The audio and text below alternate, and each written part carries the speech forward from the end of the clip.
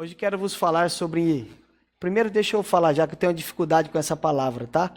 É identidade, mas vocês vão ver eu falando identidade toda hora. Sabe aqueles trava-língua? Para mim, esse aí é uma delas, certo? Dificuldade de falar identidade. Sou só eu ou tem mais alguém com esse problema aí? Só eu? Ah, graças a Deus. Temos mais um, aleluia. Que Deus abençoe sua vida, irmão, por partilhar esse problema comigo. E eu quero falar sobre identidade e identidades. Quero explorar um pouco esse pensamento e refletir sobre como nós trabalhamos a nossa identidade.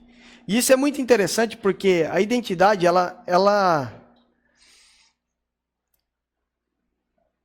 a forma com que a gente se apresenta, a forma com que a gente se identifica para alguém ou diante de algo, de alguma coisa, normalmente nós o fazemos com a ideia de agregar valor à nossa figura. O que eu estou querendo dizer com isso? Se você está sentado com um empresário e aí ele pergunta, o que você faz da vida?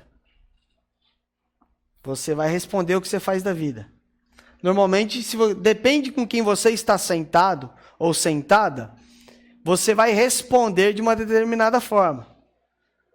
Depende de quem lhe pergunta, você vai responder de uma determinada forma.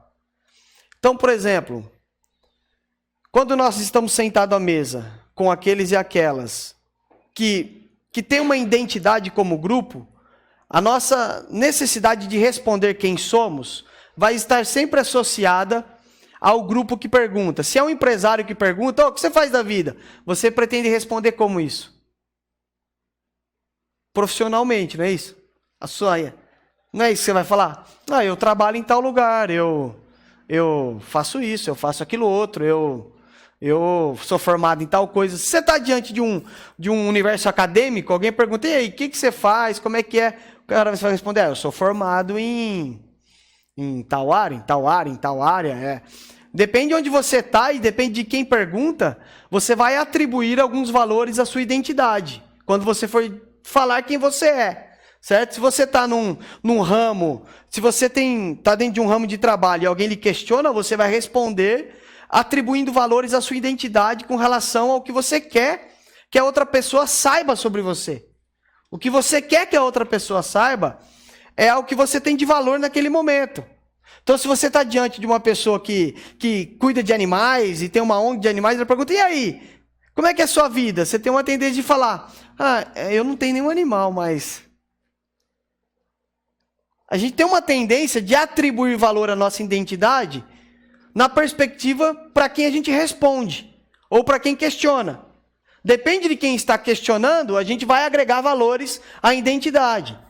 Certo? Então, se você está conversando com um pastor, eu acho muito engraçado isso. Você está no gabinete pastoral, conversando com o pastor, e aí? Como é que está a sua vida? Você fala, pastor, estou orando pouco. Você vai atribuir valores na sua resposta que te identifica, certo? Que diz quem você é, mas ao mesmo tempo você não está respondendo quem você é. Você está respondendo a uma demanda, a um questionamento que está havendo de acordo com aquilo que você acha que é importante que você diga naquele momento. Então, se é um pastor que está me perguntando, é importante que ele saiba, certo? Da minha identidade religiosa.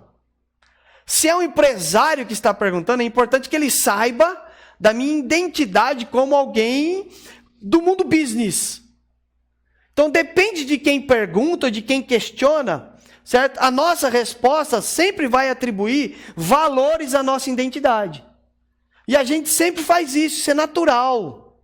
A gente fazer isso. Atribuir valores à nossa identidade, é natural. Então, depende quem perguntou. Então, se alguém pergunta para mim o que eu faço da vida, depende de quem perguntou, eu respondo. De um jeito ou de outro. O que você faz da vida, Caio? Eu olho bem pro cara e falo, e agora? Se eu falar que eu sou pastor, ele já vai falar desse jeito? Se eu falar, a gente começa a pensar, porque a nossa resposta vai atribuir valor ou valores à nossa identidade. A nossa resposta é, na verdade, uma forma de dizer ao outro, certo? o quão significado nós temos naquele mundo do outro. Então, quando o Lucas pergunta quem eu sou, eu quero responder de uma forma que eu tenha valor no mundo do Lucas.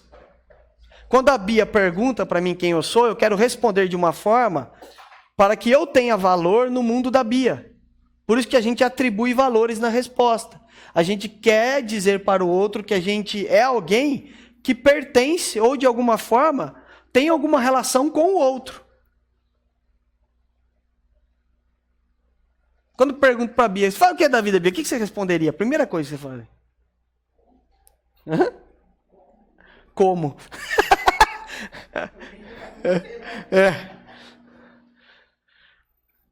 Vocês estão entendendo isso? Então a identidade sempre vai estar associada a valores que nós atribuímos como significativos na vida e na experiência da vida. Por que eu estou dizendo isso para vocês? Porque eu gosto muito de ver o apóstolo Paulo quando ele se relaciona com a sua identidade. A forma com que ele lida com isso. Na carta aos Romanos, por exemplo, quero ler com vocês. Romanos, capítulo 1. Romanos, capítulo 1, verso 1.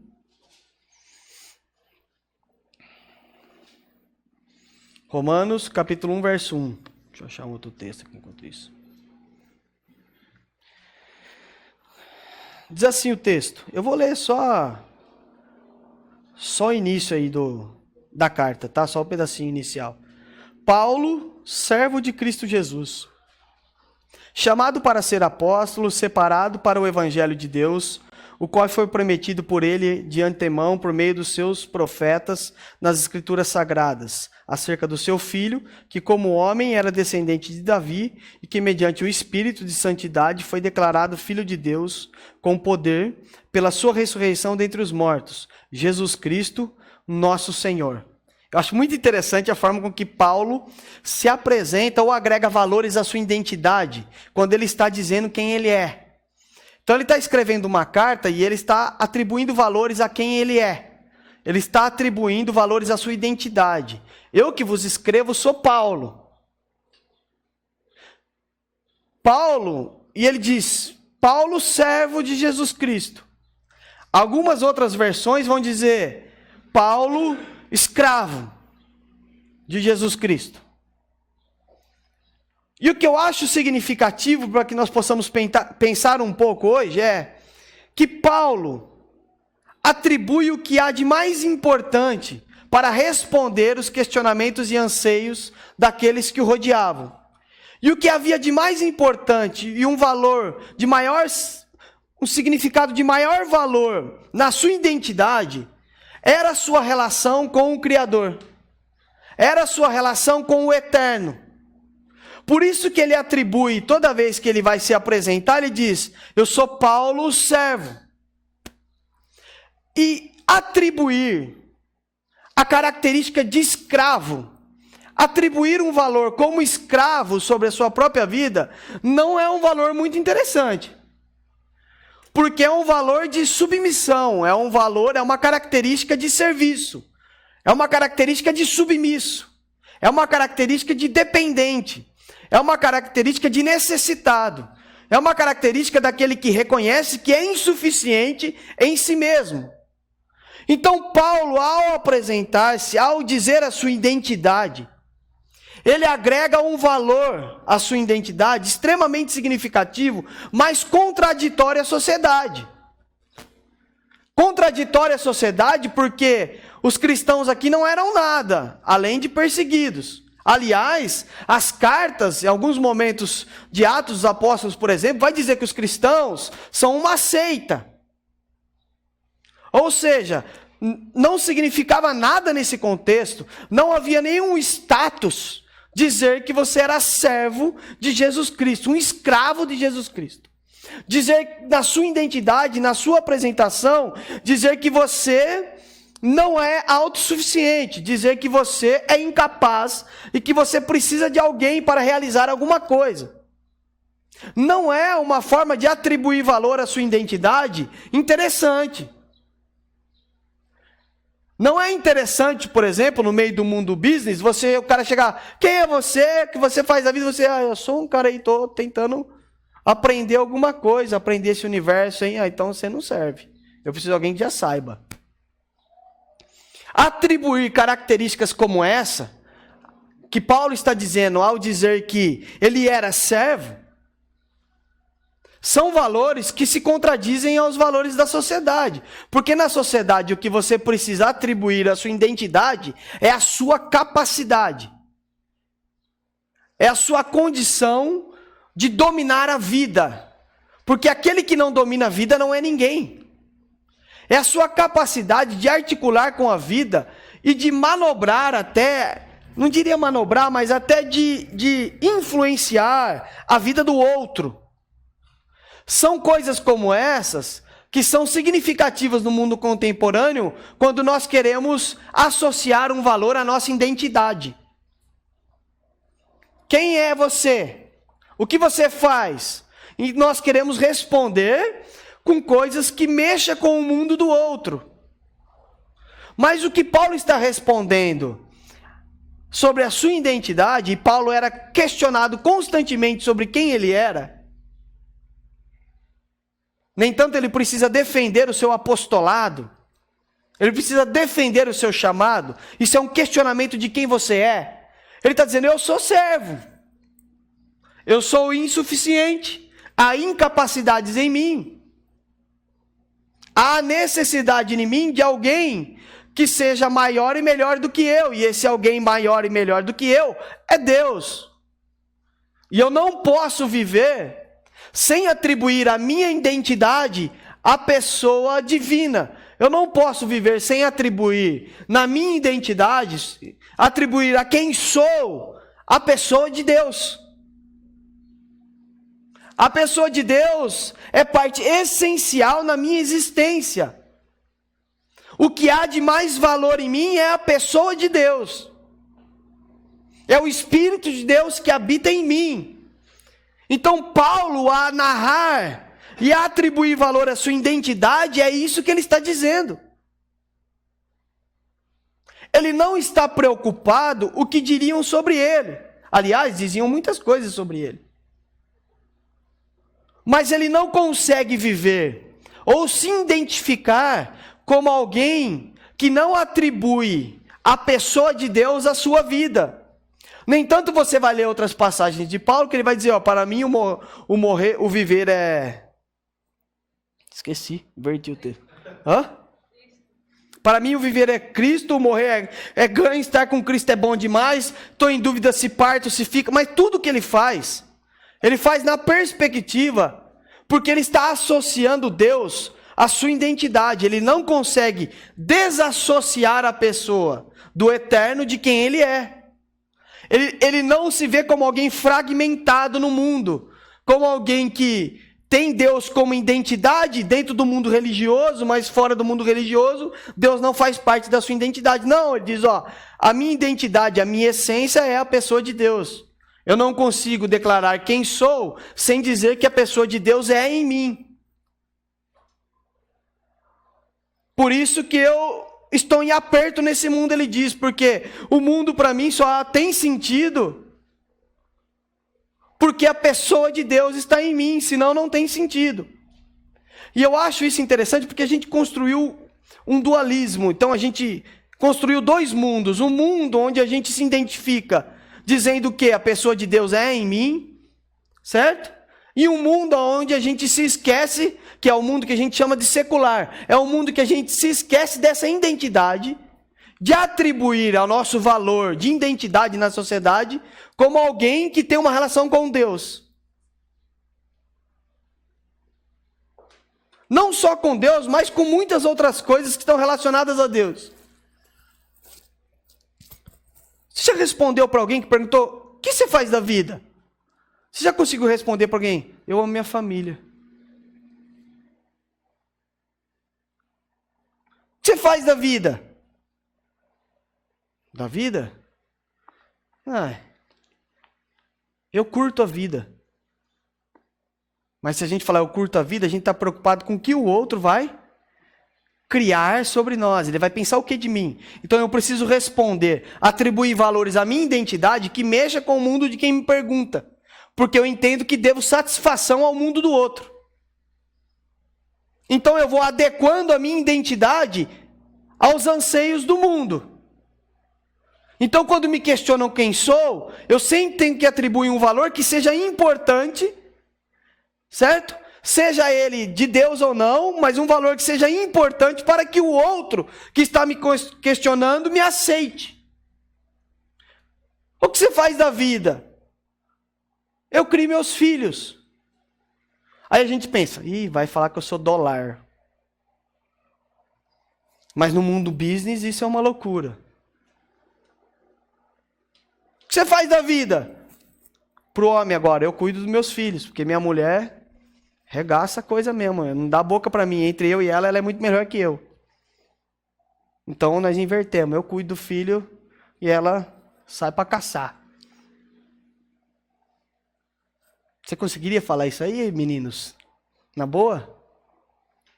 Hã? A gente quer atribuir valor à nossa identidade para responder de uma forma com que o outro crie uma simpatia por nós. E é justamente nesse jogo que a gente se esquece de atribuir a nossa identidade à pessoa de Deus. De atribuir a nossa identidade os valores do reino. O que você faz da vida? Alguma vez você já conseguiu responder? O que você faz da vida? Eu amo a Deus. É isso que eu faço da minha vida. Eu amo a Deus. Eu amo a Deus enquanto eu trabalho, eu amo a Deus enquanto eu estou em casa, eu amo a Deus enquanto eu brinco com meu cachorro, enquanto eu planto uma horta, eu amo a Deus. A gente tem uma dificuldade para atribuir Deus à nossa identidade. Eu não diria só uma dificuldade, mas eu acho que a gente chega a ter vergonha de atribuir Deus à nossa identidade, Vergonha de falar, às vezes depois de 10 anos que você está na empresa, não que isso seja um problema, tá bom? O cara fala, rapaz, descobri que você é crente, mano. 10 anos que você está lá. Descobri que você é crente, não achei que você era não. Oi. Isso pode ser bom ou ruim. Porque ele pode estar dizendo, os crentes que eu conheço são chatos demais, que é uma probabilidade grande, certo? Ou ele pode estar dizendo, você não atribui Deus à sua identidade, Deus não faz parte da sua identidade, eu não percebo, não vejo isso. Paulo, apesar de estar escrevendo uma carta a uma igreja, talvez você possa dizer o seguinte, mas Paulo se identifica como servo porque ele está escrevendo uma carta a uma igreja. Então, quem está questionando a sua identidade é um mundo religioso. Então, ele está respondendo, certo? Como uma resposta ao mundo religioso. Por isso que ele diz que é servo de Jesus Cristo. Mas se você for para Atos 17, por exemplo, você vai encontrar uma história muito interessante. Atos 16, na verdade. Quando uma jovem tinha um espírito de adivinhação e ficava andando, gritando atrás de Paulo e Silas. E falava assim, esses são os servos do Deus Altíssimo. Não sei se vocês lembram dessa passagem, Atos capítulo 16.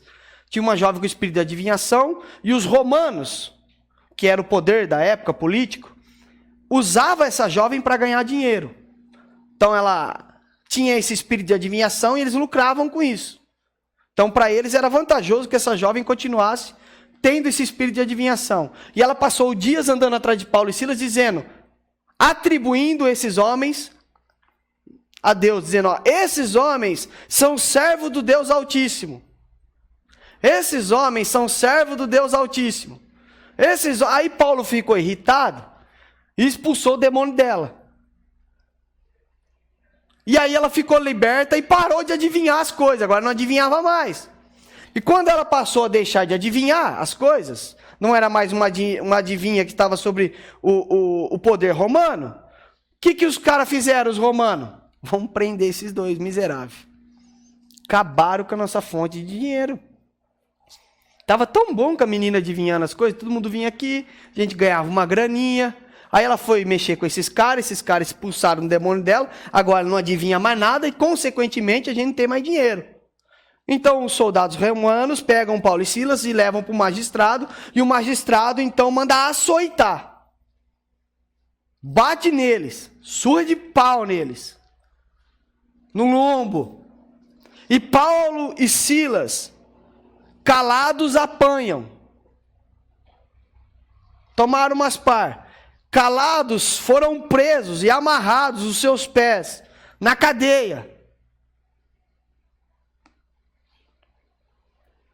Só que há algo muito interessante nisso. Rola toda uma história enquanto eles estão na cadeia, e no final de tudo, quando os romanos mandam soltar Paulo e Silas, eles dizem o seguinte, olha o que eles dizem. Nós, sendo romanos, fomos açoitados em praça pública. E agora vocês querem nos soltar na calada, escondidinho? Vocês nos açoitaram publicamente. E agora quer soltar a gente escondidinho? Nós somos romanos. Olha que interessante isso. Porque existia uma lei Pórcia, que dizia o seguinte, que um romano não poderia ser açoitado. E quem açoitasse um romano, morreria por ter açoitado um romano, sem que esse romano tivesse um julgamento digno pela corte de Roma. Paulo tinha tripla nacionalidade, ele era judeu, mas tinha cidadania romana, ele não poderia ser açoitado. E quem o açoitou poderia morrer por tê-lo açoitado, tanto ele quanto Silas. Mas Paulo, naquele momento, enquanto ele está sendo açoitado, apanhando, ele não atribui a si a identidade de Roma. Enquanto ele está levando chicotada nas costas, ele não atribui a sua identidade, o poder romano, dizendo, eu sou romano, não me batam. Ele não faz isso. Mas ao permitir-se ser açoitado, ele está atribuindo a si a identidade da pessoa de Jesus Cristo. Dizendo o seguinte, se eu estou apanhando porque fiz o que o meu Senhor faria. Paulo está atribuindo à sua pessoa a identidade de Jesus Cristo. Paulo está atribuindo ao seu corpo a identidade de Jesus Cristo. Paulo está atribuindo a si e a Silas as dores do Evangelho. Então Paulo não é alguém que jogava, no sentido de dizer o seguinte, depende de quem me pergunta, eu respondo alguma coisa. Se é o romano que me pergunta quem sou, eu digo, sou romano. Se é o judeu que me pergunta quem sou, eu sou judeu. Paulo tem uma identidade que marca profundamente o seu coração, que é a identidade na pessoa de Jesus Cristo. Ele não utiliza a identidade para mover poderes. Sou romano, não mexe comigo, sou judeu, não toca em mim. Não, Paulo, ele tem uma única identidade que permeia o seu coração, e é a identidade de servir a um Deus vivo. Indiferente de quanto isso lhe custe. Mesmo que isso lhe custe umas boas porradas no lombo. Paulo não nega a sua identidade, Paulo não diz, ele não usa de argumentos para tentar responder a quem lhe pergunta, para simplesmente fugir da vida.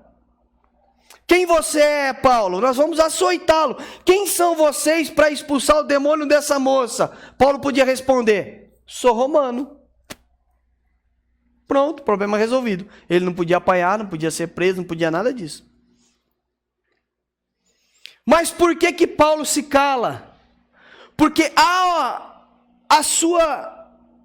está atribuído a sua identidade a pessoa de Jesus Cristo que salva, liberta e transforma.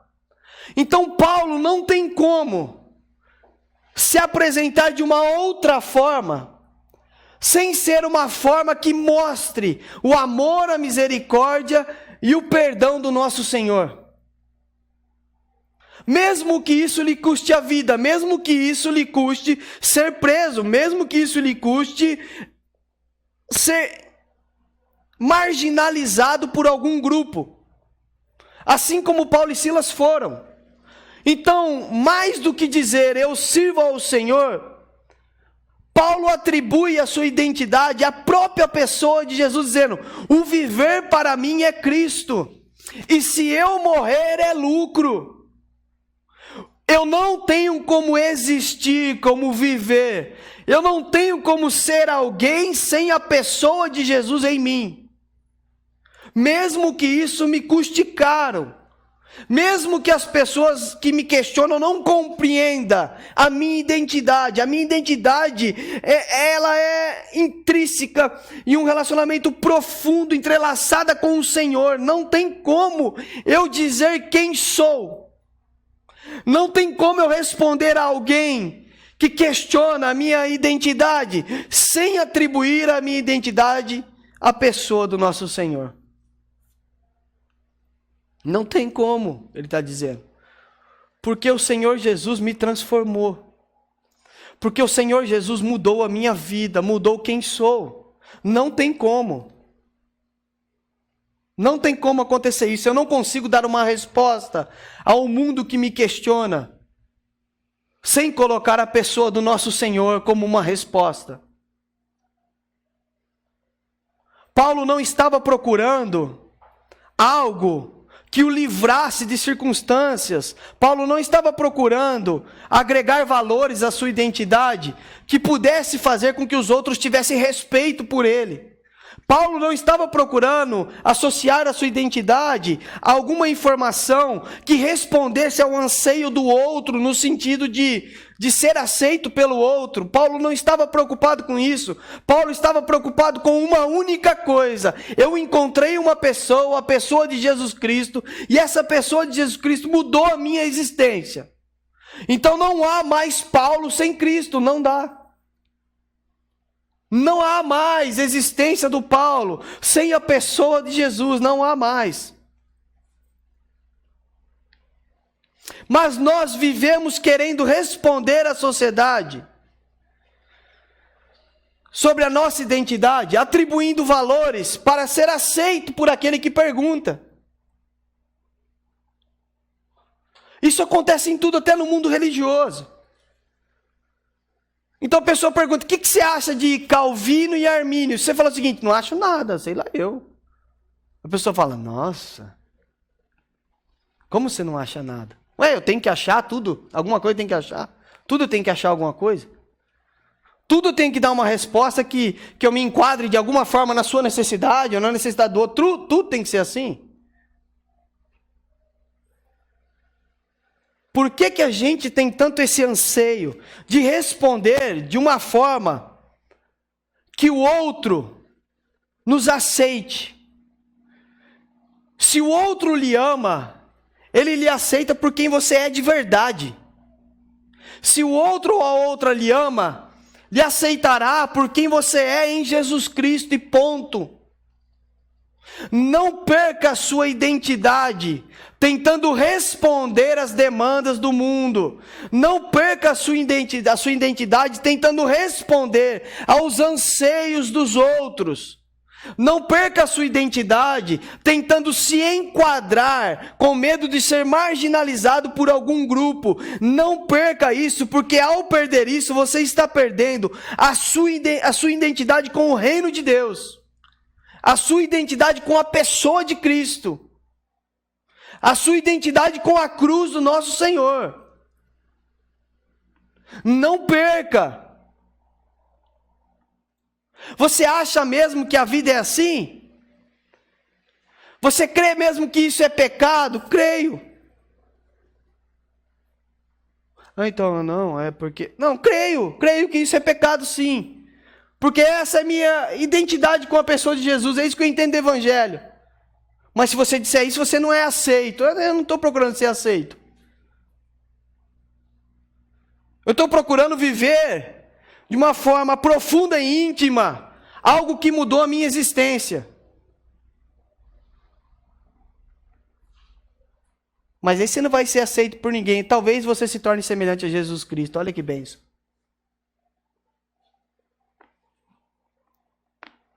Olha que maravilha. Não é esse o nosso ideal? Se parecer cada vez mais com o nosso Senhor?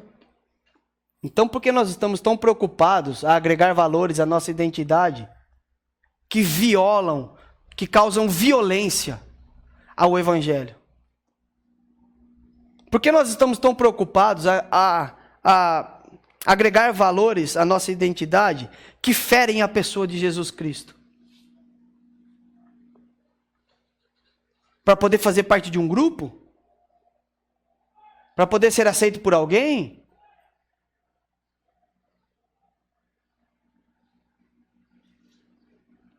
Paulo está dizendo, eu sou servo. Aliás, Paulo vai mais longe ainda, quando ele vai dizer em suas cartas, ele diz o seguinte, olha, vocês estão se gabando de, vou usar um termo aqui que a gente usa normalmente na sociedade, né? Vocês estão se gabando de ter pedigree? Sou da família tal, da linhagem tal. Vocês estão se gabando de atribuir à sua identidade valores como esses? Eu também poderia fazer. Da tribo de Benjamim, circuncidado ao 8º dia, ele diz, tudo que é importante para um judeu. Circuncidado ao 8º dia, dos fariseus fui o mais zeloso, perseguidor da igreja. Ele está dizendo, se vocês acham que vocês têm identidade,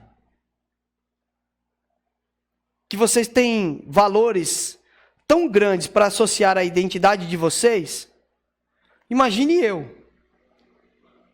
Só que ao mesmo tempo ele diz o seguinte, mas tudo isso que eu estou dizendo para vocês, considero como esterco. Ou seja, é insignificante para mim, mediante o conhecimento da pessoa de Jesus Cristo. Quando eu conhecia Jesus Cristo, ele está dizendo, esses valores que eu adorava atribuir a quem sou, quem você é, sou isso, sou aquilo outro, se tornou insignificante. Porque eu compreendi que maior do que eu era é a pessoa de Jesus Cristo. E a pessoa de Jesus Cristo em mim basta. Mas Paulo, você abriu mão de todas as suas credenciais. Você abriu mão de todo o seu currículo. Você abriu mão de bater no peito e dizer, sou fariseu, sou da principal tribo dos judeus, eu fui circuncidado, segui toda a lei. Você abriu mão de tudo isso? Abri. Porque o que eu conheci é muito maior do que tudo isso. Então hoje eu só atribuo a minha identidade, eu só atribuo aquilo que tem valor. E o que tem valor, Paulo?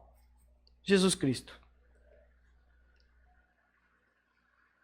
Na prática, o que eu estou querendo dizer para vocês, não é para vocês saírem daqui e alguém falar assim, e aí, o que você faz da vida? Sou servo do Altíssimo.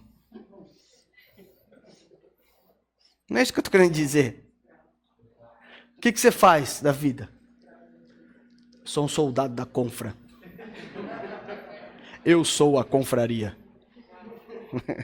Não é isso que eu estou dizendo. O que eu estou querendo dizer é que não deixe que a pessoa de Jesus se torne algo distante da sua identidade. Porque a pessoa de Jesus tem que ser o centro do seu coração e da sua identidade. Não deixe. Não perca de vista o Evangelho. Por que você faz isso? Eu faço porque isso tem a ver com a minha fé. Mas você é retardado, né? É, sou mesmo. Você não pode chamar do que você quiser. Mas se você acredita nisso, você pode dar o nome que você quiser.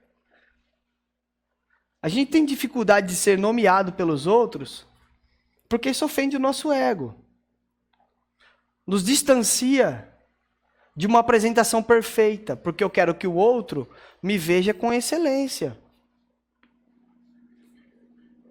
Deixa o outro falar o que ele quiser.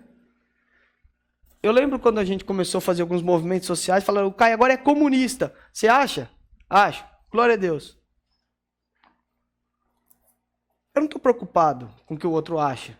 Estou preocupado se eu estou vivendo uma experiência autêntica com o Evangelho e com a pessoa de Jesus. Mas normalmente a gente quer se desdobrar para responder aquele que questiona. Ô Caio, você agora é comunista? Não, aqui ó. Não, vem aqui ó. E a gente começa a perder tempo com coisa que não significa nada. Você acha que o que eu vivo é loucura? Então me chama de louco. Pronto. Resolvido o problema. Você acha que o que eu acredito e os valores que eu atribuo à minha identidade são loucuras? Tá bom. Legal. Não há nenhum problema com isso. Você se importa ele ter um amigo louco? Não, então aí dá para viver. Ponto. Essa necessidade que a gente tem de ser aceito faz com que a gente perca nossa identidade. Faz com que a gente abra mão de valores que estão expressos no Evangelho como verdades. A gente tem que começar a bater no peito um pouco e falar, eu acredito nisso mesmo. É nisso que eu acredito e é isso que eu vivo. Porque é assim que eu me sinto com a pessoa de Jesus. Essa é a minha identidade. Esse é o valor que eu atribuo à minha identidade. E qualquer outro valor que tentar ser atribuído à minha identidade, que fere o Evangelho, eu não quero. Tranquilo, né? Hã? Quantas coisas você já aceitou na sua vida que foram uma violência contra a identidade da pessoa de Jesus em você? Quantas coisas eu e você aceitamos na nossa vida que foram uma violência até ao próprio amor que temos por nós mesmos? Para tentar ser aceito, tentar ser aceita, acolhido, acolhida. Para tentar se enquadrar em um grupo, para tentar não ser diferente. Paulo falou, eu sou servo e pronto, goste você ou não, eu sou servo. E a única coisa que eu atribuo à minha identidade é a pessoa do Senhor. Se for preciso apanhar, apanhei calado. Porque se naquele momento, antes de apanhar, eu dissesse que era romano, é isso que Paulo está dizendo, se antes de apanhar eu dissesse que era romano, eu estaria negando que havia razão para aquilo acontecer. Porque a razão daquilo acontecer foi a experiência do Evangelho. Eu não posso negar essa experiência e ela me custa muitas vezes. E eu tenho que aceitar o custo da experiência com a pessoa de Jesus. Que Deus nos abençoe.